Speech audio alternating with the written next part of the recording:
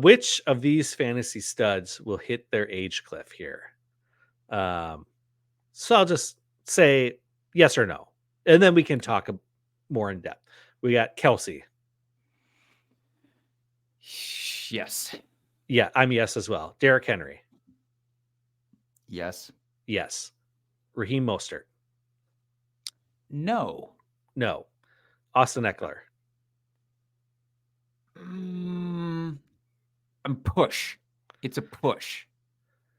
I'm there with you too. I don't think he's going to hit the cliff, but I just think he's going to get utilized differently, which will affect his fantasy Yes. value. All right. Yes. Thank you. Yes. All right. Aaron Jones.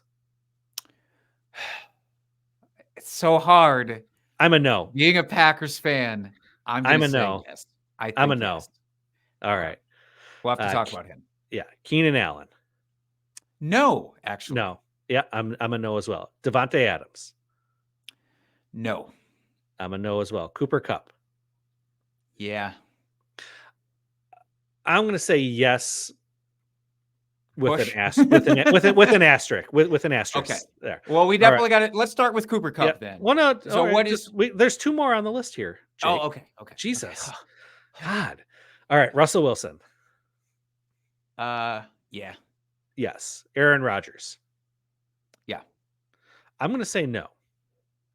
Okay. Well, I added a separate question for him because I expected us to have a difference of opinion. So let's put a pin in him. Okay. All right. Fair enough. So going back to the list, our first disagreement was what? Austin Eckler? Yeah. Well, I think we might be speaking the same language, but I just want to, because you mentioned it's all going to be about his usage, which I agree with.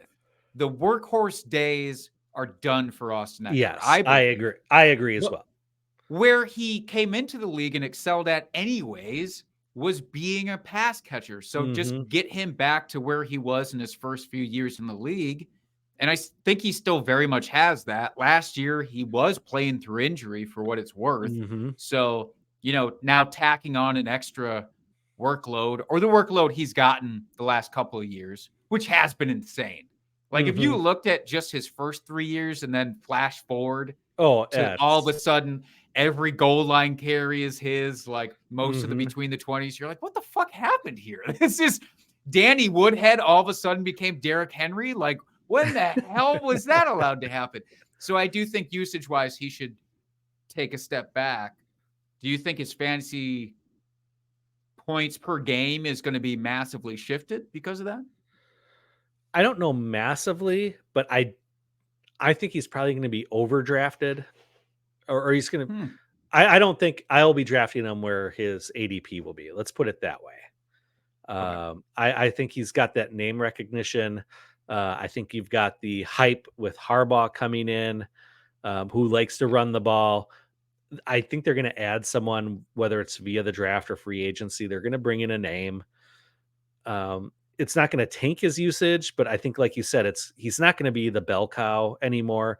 I think it's going to look a little bit more like his first few years in the league, more of a satellite receiving back.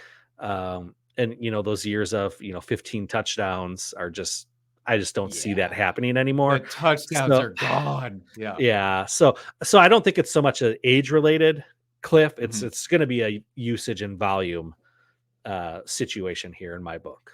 And we don't know which team he's actually going to be with. The guy actually is a free agent, so I don't know that the Chargers do bring him back. And that's very true. If I'm trying to figure out, because there's so many running backs in free agency now, it's Derrick Henry, it's Josh Jacobs, it's Saquon Barkley, DeAndre Swift. I'm sure a bunch more that I'm leaving off. I think any one of them would suit very well in a Jim Harbaugh backfield. And I don't know that I would love to see Austin Eckler go to the Chiefs. I don't think that it's realistic, but I would love to see it. If he could resume the Jerick McKinnon role, but like full time, because Jerick McKinnon only plays like 3 games a year. I think that's in his contract. But Austin Eckler could do that extremely well. Ooh, that would make so many people's pants tent up. Wouldn't even be funny. Bad news for Isaiah Pacheco, but great news for Austin Eckler. Yeah. All right. Next player we disagreed on was Aaron Jones. here's, I guess, my caveat for it. If we're going to do sort of an asterisk Mhm. thing, it's not that he's hit the age cliff in terms of his efficiency, but in terms of his usage. So I guess it is an Austin Eckler type of thing. We saw last year again. He didn't even get maximum usage. He still, unfortunately, has to deal with the injuries. I think that's just his way of being right now. Mhm. So do you give him 15 touches a game? I don't know that I would. Do you think that they do this year, give him 15 touches a game?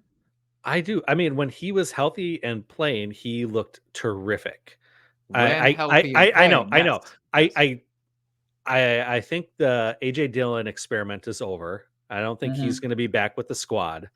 And Yeah. while they're going to have to bring in someone in the draft, I can't imagine them investing heavily in this draft Yeah.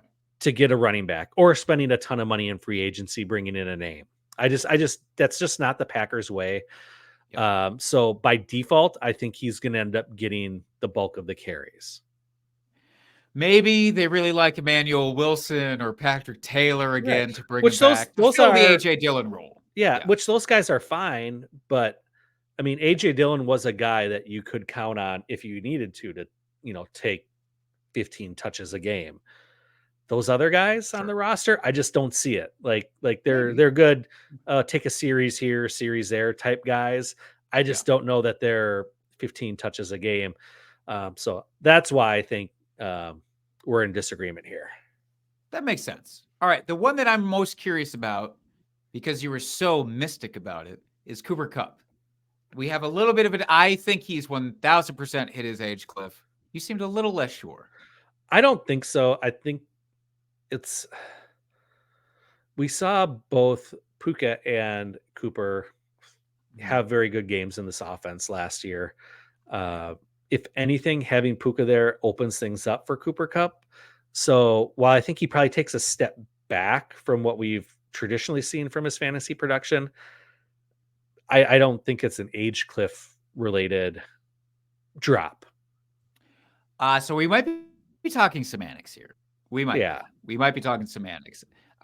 I guess whether you attribute it to his age or his injury history or the new guy in town, I Right. definitely to get him to 1,200 yards seems unfathomable to me Hmm. at this stage.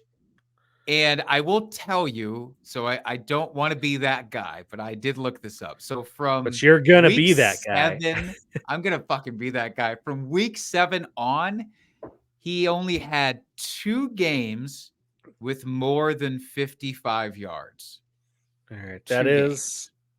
That's That is harsh. rough. That's rough. Now, is it he was coming off of the injury. I left that out the first 4 Mhm. weeks. Like, he didn't even play.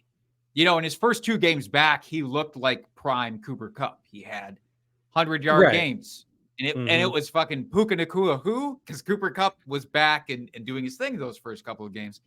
But I just do wonder, the guy is going to be 31 or is 31, turning 32. And it doesn't feel like his game is going to translate the same way that Keenan Allen's will, which we both agree Keenan Allen is still A-okay for Right. that. Yeah.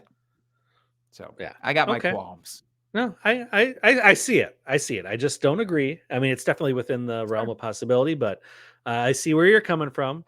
His ADP Uh, is super low right now in terms of, again, my only reference is best ball ADP, but it is super it's low. all You we've can get got. him at the back end of the 4th round, almost early 5th round at this point. So if you believe in Cooper Kupp, there will be space for you to take Hmm. advantage of that. Yeah, absolutely.